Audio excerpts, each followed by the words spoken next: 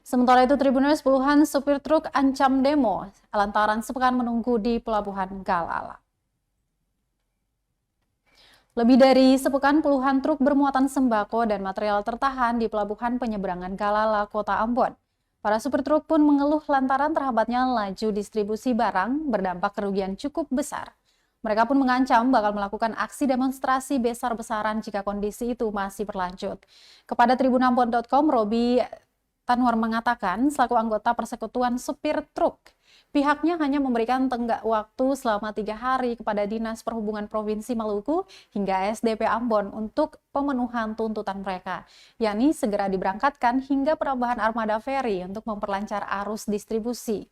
Dia melanjutkan, kerugian semakin tinggi seiring lamanya mereka mengendap di pelabuhan tersebut. Dikarenakan selain ancaman kerusakan muatan, juga membengkaknya operasional hingga target orderan pun berkurang.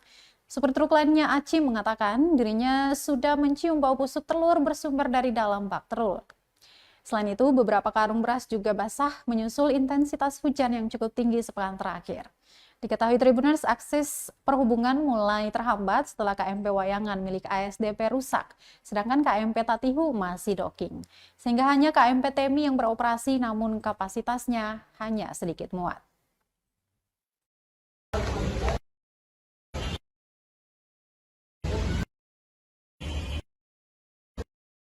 Pasti ada rugi, tetap kalau nominalnya sih ada. Pasti itu kalau para pengusaha-pengusaha yang di Kabupaten Amrole punya macam sembako-sembako ini mungkinnya telur.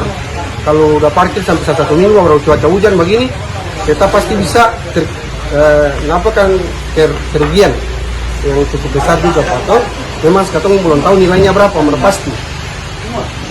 Jadi katong minta dari Bapak wartawan media bisa input ini secara terbuka, supaya juga pemerintah Provinsi Maluku bisa melihat Katong juga, karena Katong bagian dari dalam masyarakat Provinsi Maluku. Download Tribun X sekarang, menghadirkan lokal menjadi Indonesia.